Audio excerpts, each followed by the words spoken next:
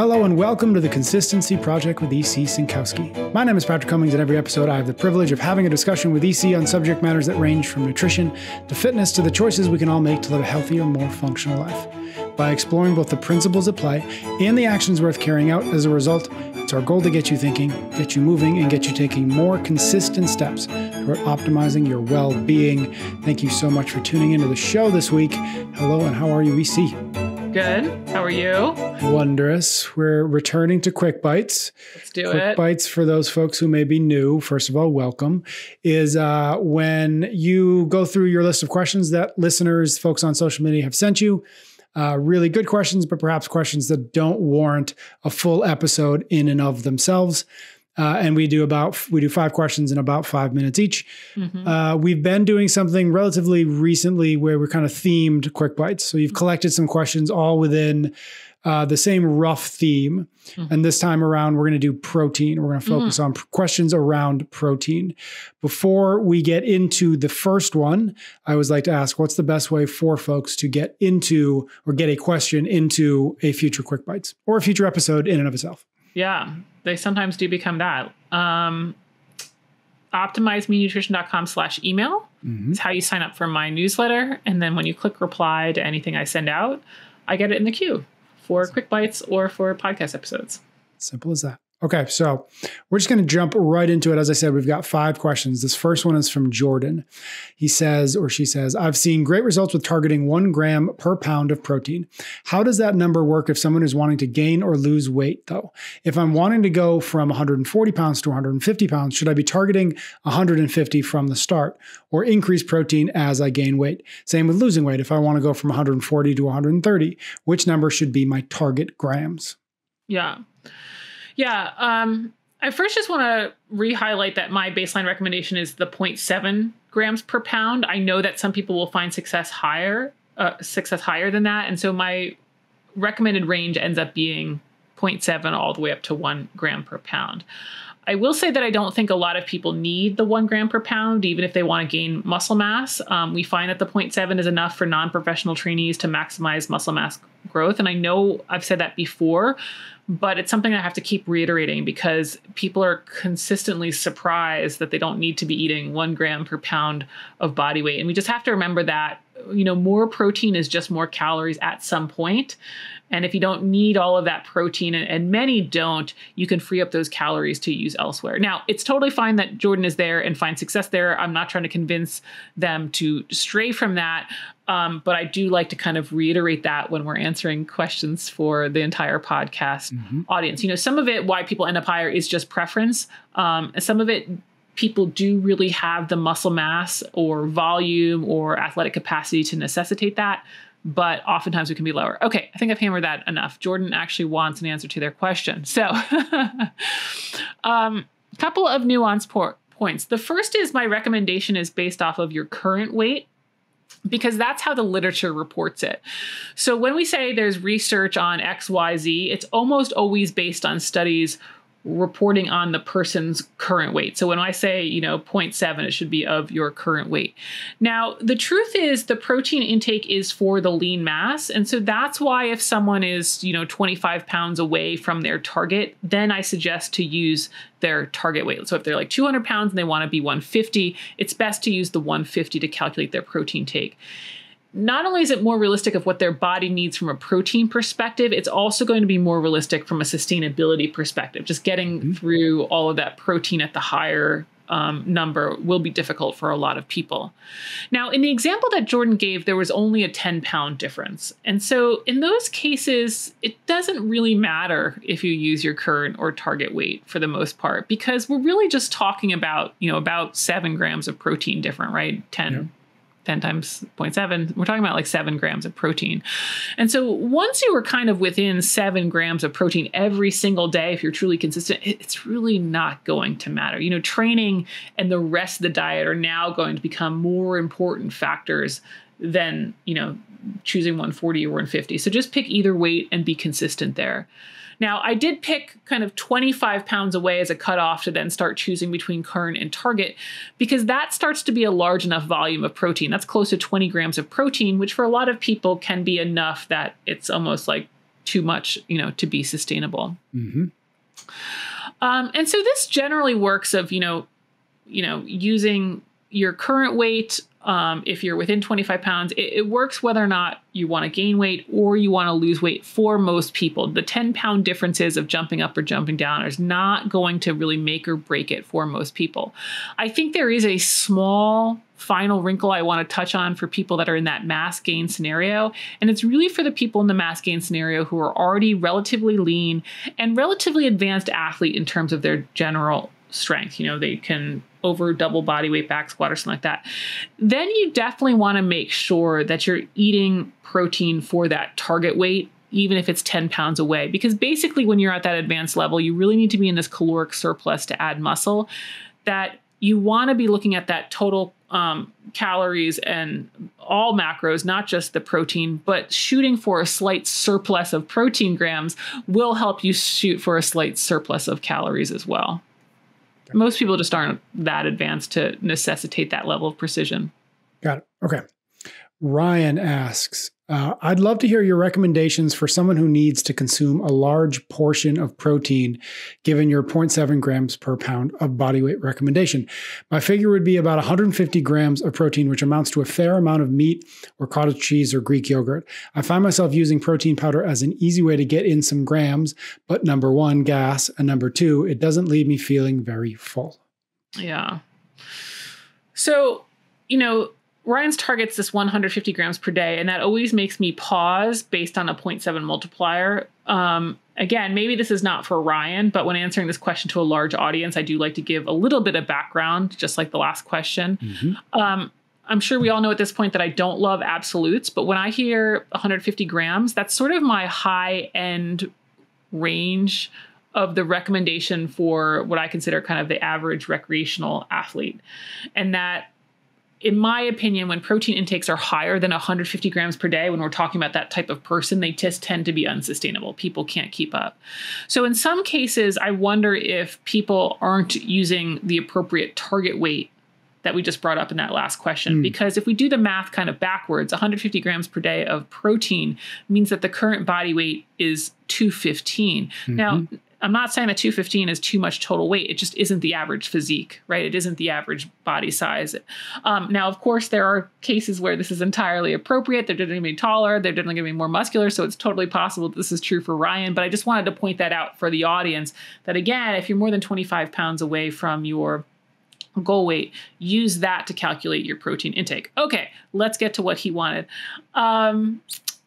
Basically, using protein powder is easier to reach this 150 grams, as he mentioned, but then he has some gas and it just doesn't feel as filling. So let's talk about why he might have gas.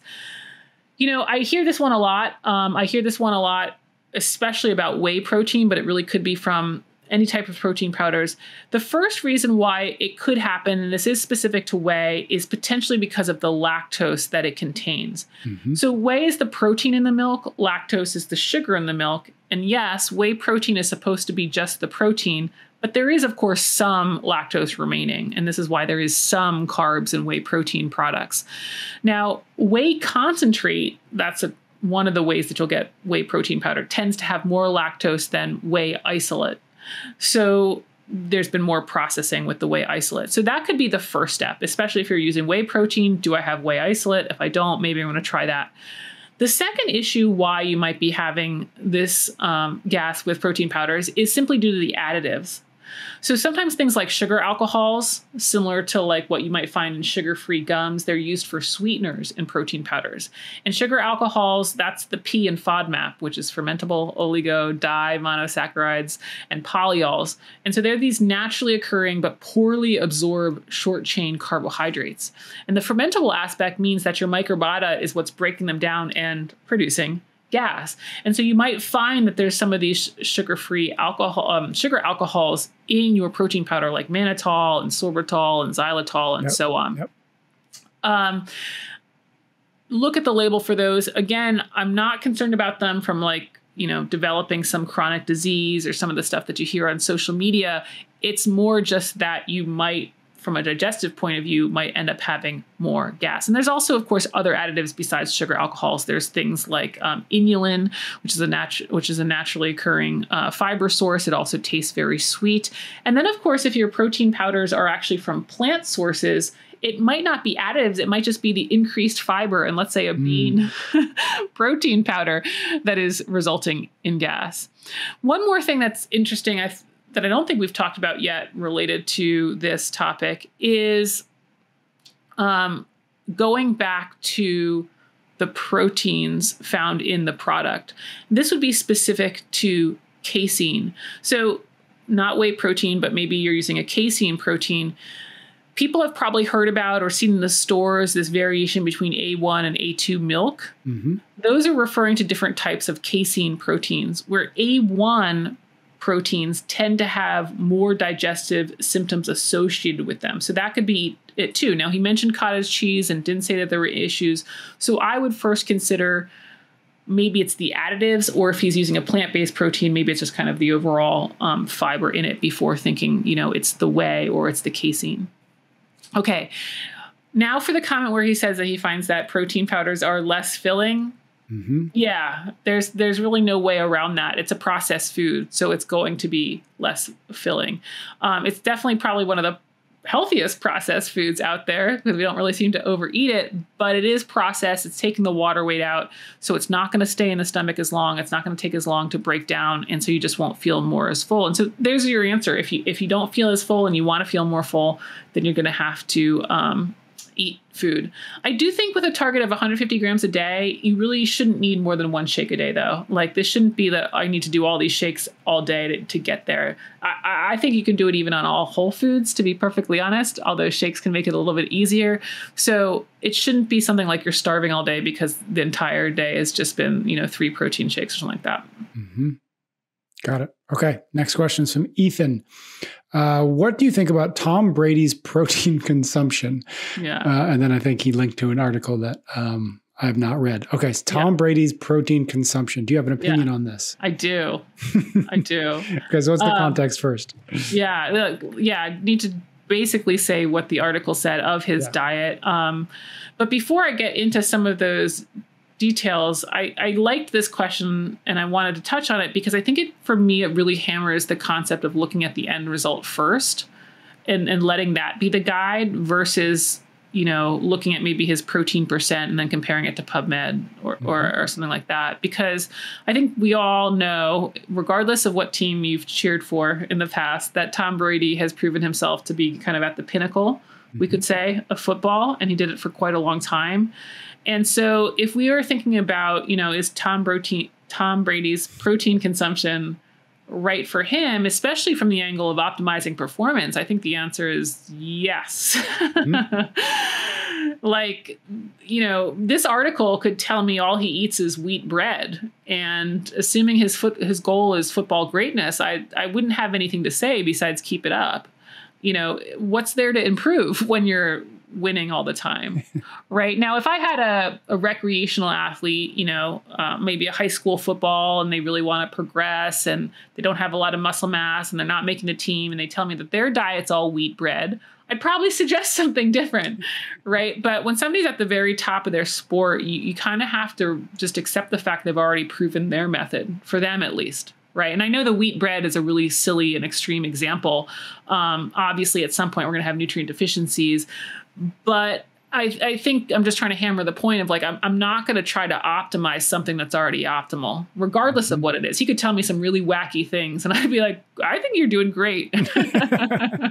Yep. Right. So even without opening the article, if somebody would ask me, what do you think about Tom Brady's protein consumption? It's well, he had the physique. He wasn't wasting away. He wasn't too weak to keep up.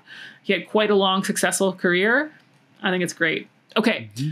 But let's take a look at from a nutritional point of view, from a general population recommendations. I think it's called the TB12 diet. I think there's a book out for it. I have not read it. So again, I don't know all the details.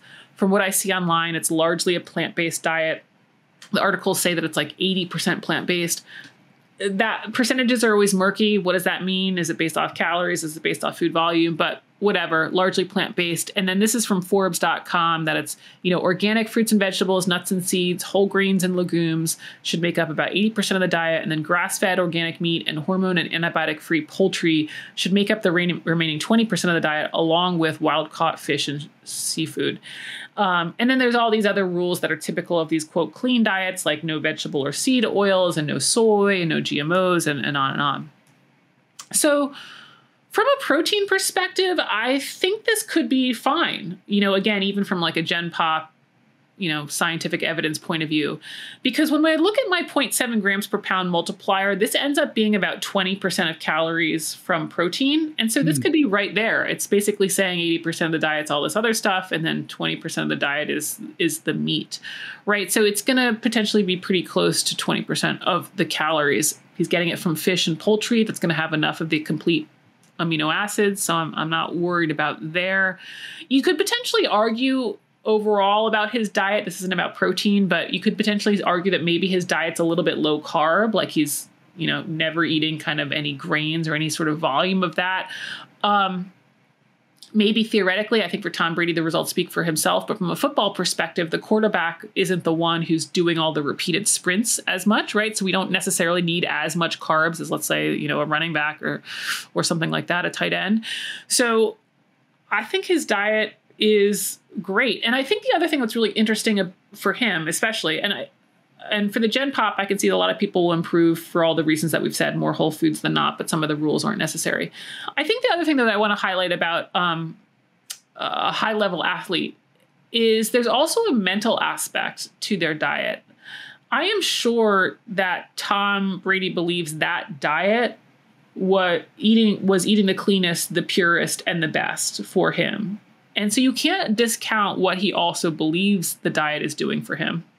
Because again, at that level, we are concerned about the 1%, that if his belief of the diet is the strongest, that also probably has some payoff that is beneficial as well. Even if you could argue that maybe he should have higher protein based on some article, it's like, well, maybe that's not going to be the same amount of gain that we get from his belief in the diet of doing that. I like that was a mini diet review, and that one of the few diet reviews where you're like, yeah, that's good, is Tom Brady's diet. I don't know why, but I find great pleasure in that. Hey, if it's for Tom Brady, I don't have much. And that's how that was phrased. What do I think about Tom Brady's protein consumption? If it was, what do I think about Tom Brady's diet for everyone? Different. Okay. Slightly different. Got two more questions. This one's from Kelly. She says, I have a question about so-called naked carbs, quote unquote, naked carbs, meaning that carbs should always be paired with protein to lessen the insulin spike. For example, never eat a banana alone, but it's okay with peanut butter. I understood insulin spikes because that's what insulin does. And the problem is when insulin is constantly high. But what about combining foods to lessen the spike? I don't know why I'm working very hard not to laugh at this. I don't know why. Maybe because the word naked's in there and I'm a child. Naked carbs. Yeah, maybe that's it. Naked carbs. Yeah, I don't know that I had totally seen it phrased that way either. We've certainly talked about the rise and fall of insulin, and that's not what to be focusing on. And that's in the continuous glucose monitoring podcast, which will be in the show notes. But the short explanation there in general for the audience is that, insulin is supposed to go up and down, as Kelly notes. And that's why we can't just freak out about them individually. It's a storage hormone. So it has to go up to store the energy that's coming in. That's as we want to think about, like I eat, insulin has to go up. That's normal. It's this notion of minimizing insulin spikes at all costs in social media land that kind of misses the greater context. It's too much spiking when you're eating exceeds your needs. Mm-hmm. And therefore your storage capacity, that's really the problem. It's not that spiking or even spiking high when you're eating the amount you need is the problem. And I think what also gets confusing here is we have to remember we're not talking about this on a per meal basis. When I say eating for your needs, I mean across days, weeks, and months. And I think that's what gets very confusing is that people try to start focusing on just breakfast. And it's like, no, I want to know across all of the weeks and months, are you eating more than you need? And this generally, we can often tell this by weight. If somebody's gaining weight, they're eating more than they need and vice versa. That's not foolproof, but that's a pretty good one. But I do want to touch on, we have talked about this, but I do want to touch on this notion that protein minimizes insulin spikes, and it doesn't. Protein is actually insulinogenic, meaning it causes insulin to rise. Mm. And so said another way, like even though meat and eggs don't have carbs to increase blood sugar, they can still cause insulin to go up, which I don't think a lot of people know, and is certainly not talked about that much in the mainstream. And so that's why, in my opinion, it's best not to think about as carbs as the sole driver of insulin. I think it's better to think about it as quantity drives insulin. And when I say quantity, I mean all the calories, all the macros coming into play, and that includes fat. And so fat's another one where fat doesn't increase blood sugar, but the downstream effects of having too much fat is that it starts to get implicated in insulin signaling. And so we find that too much fat can increase insulin resistance as well. So it's best not to focus on any single meal or any single food pairing and its single effect on insulin, and start focusing on, at the smallest level, what are the total calories I eat every day? But more so, what are the total calories I eat across all days, weeks, and months?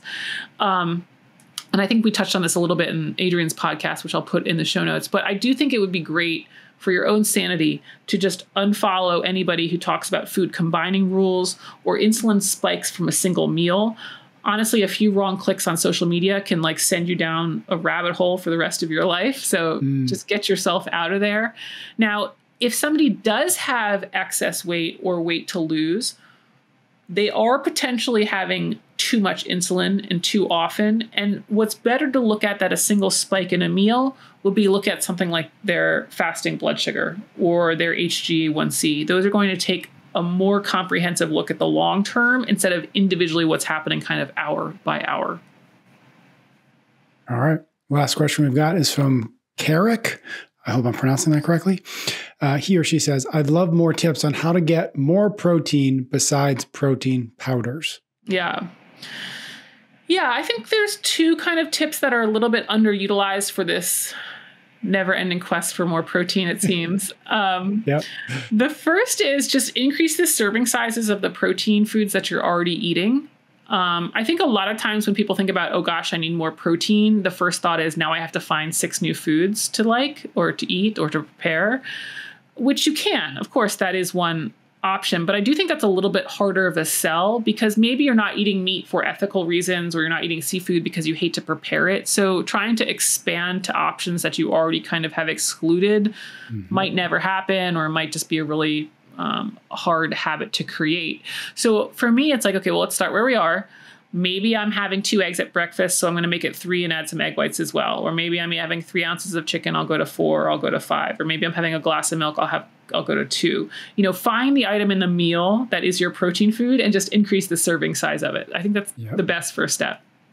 The second one that I really like is to plan your meal around protein.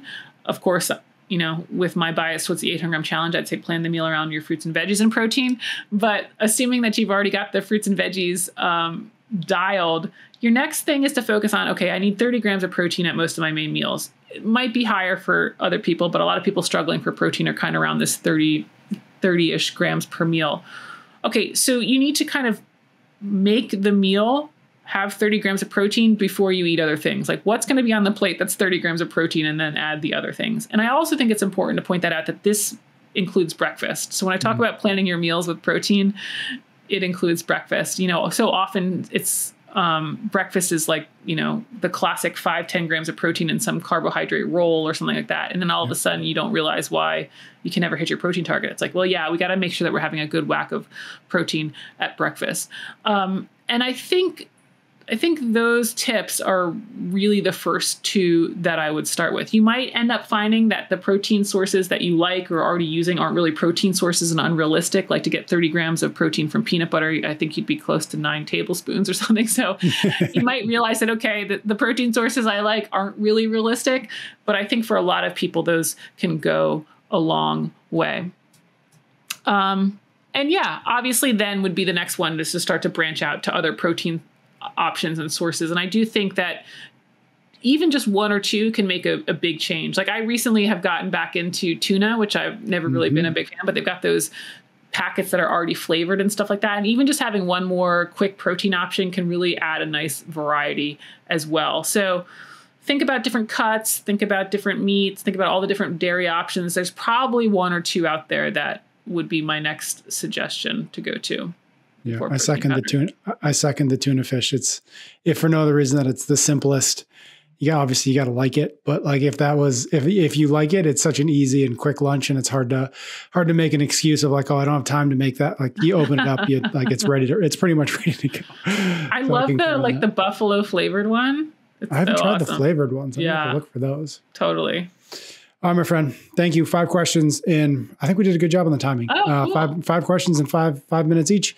Good. All about them on protein. As a reminder, if you want to get a question into the queue for future quick bites or perhaps a future episode itself, optimizeme.nutrition.com/email. Mm-hmm. Get the emails, read the emails, respond to the emails with questions, and EC will get it into onto her list. Yes. Thank you, everybody out there, for listening. Thank you for your ratings and your reviews. Just a reminder, if you're not yet subscribed or following wherever you are listening to this, please do. That will ensure you don't miss another episode. EC and I will be back next week for another episode of The Consistency Project.